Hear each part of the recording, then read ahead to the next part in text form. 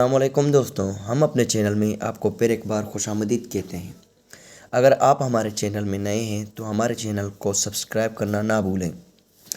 ہم آپ کو بتاتا چلیں کہ ڈھاکہ کی ایک خوانین شب 4 سیاستدانوں کا جیل میں قتل اور ایک فوجی بغاوت کی داستان بن گئی۔ دوستوں، 3 نومبر 1965 کو ڈھاکہ کے سینٹرل جیل کے سامنے آدھی رات کو ایک پک اپ ٹرک رکا۔ اس وقت رات کے تقریباً 2:30 بج رہے تھے اور اس قدر سے سرد شب پر سناٹے کی چادر بچھی ہوئی تھی۔ وہاں موجود افراد کے مطابق اس ٹرک میں کچھ فوجی اہلکار بھی تھے۔ ڈھاکہ میں بد امنی کے باعث صورتحال بگڑتی چلی جا رہی تھی۔ یہ وہ دور تھا جب فوج کے اندر بغاوت کی افواہیں گرم تھیں۔ اس وقت میں امین الرحمن ڈھاکہ کے سینٹرل جیل میں بطور ڈسٹرکٹ آفیسر کام کر رہے تھے۔ جیل خانہ جات کے انسپکٹر جنرل نے رات گئے امین کو ٹیلی فون کیا اور کہا انہیں فوراً اپنے پاس آنے کو کہا۔ امین اٹھے اور جلدی سے جیل کے مین گیٹ کی طرف چلے گئے۔ وہاں پہنچے تو وہاں انہوں نے پک اپ میں کچھ مسلح افراد کو دیکھا۔ مین گیٹ کے سامنے فوجی جوانوں نے انسپکٹر جنرل جیل خانہ جات کو ایک غلط کاغذ تھما دیا۔ رحمان یہ نہیں جان سکے کہ اس پر لکھا کیا تھا، لیکن جب وہ مین گیٹ سے داخل ہوئے تو بائیں جانب کے کمرے میں ٹیلی فون کی گھنٹی بج رہی تھی۔ رحمان نے ٹیلی فون کا ریسیور اٹھایا تو دوسری طرف سے آواز آئی کہ صدر صاحب آپ سے بات کریں گے۔ سنہ 2010 میں بی بی سی نے بنگالی کو یہی واقعہ بیان کرتے ہوئے امین الرحمن نے کہا کہ مجھے فون پر بتایا گیا کہ صدر آئی جی جیل خانہ جات سے بات کرنا چاہتے ہیں۔ میں بھاگا اور آئی جی کو اطلاع دی۔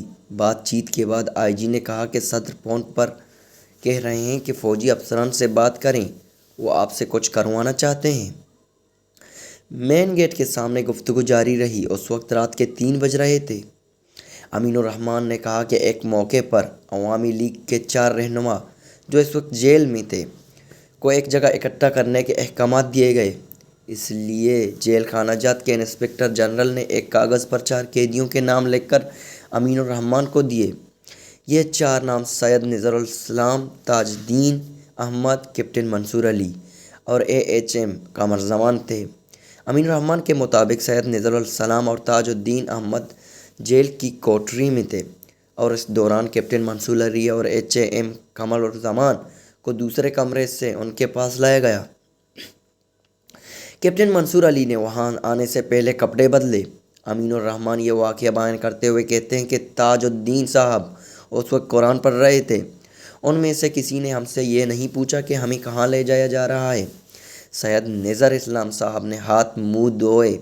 میں نے انہیں یہ بتایا کہ فوج آ رہی ہے۔ امین الرحمن نے کہا کہ چونکہ چاروں رہنماؤں کو ایک کوٹری میں اکٹھا کرنے میں کچھ وقت لگا تو اس دوران فوجی اہلکار جیل کے اہلکاروں کے ساتھ بدتمیزی کر رہے تھے، انہیں گالیاں دے رہے تھے۔ امین الرحمن بتاتے ہیں کہ جہاں تک مجھے یاد ہے منصور علی صاحب کو اس کوٹری کے جنوب میں بیٹھے تھے۔ میں منصور علی کے نام کا ابتدائی لفظ بھی نہیں بول پایا، ان کو گولیاں مار دی گئی۔ جیل کے اندر اس وحشیانہ قتل کی خبر چاروں لیڈروں کے اہلکار کو تاحال معلوم نہ تھی۔ تاج الدین احمد کے اہلکار اگلے روز سارا دن جیل میں ان سے ملاقات کی کوششیں کی، لیکن ایسا نہیں ہونے دیا گیا۔ 4 نومبر کو پرانے ڈھاکہ کی ایک رہائشی تاج الدین احمد کے گھر آیا اور بتایا اس نے صبح سویرے ڈھاکہ سینٹرل جیل میں گولیوں کی آواز سنی ہے۔ تاج الدین احمد کی بیٹی سمین حسین ریمی نے سنہ 2010 میں بی بی سی بنگلہ کو بتایا کہ 4 نومبر کو شام 4 بجے کے قریب خبریں آنا شروع ہوئیں کہ تاج الدین احمد سمیت 4 رہنما مارے گئے ہیں۔ خیال کیا جاتا ہے کہ جیل میں ہونے والے قتل کا تعلق بنگلہ دیش کے بانی صدر شیخ مجیب الرحمن کے 15 اگست 1965 کو ان کے خاندان سمیت قتل سے تھا۔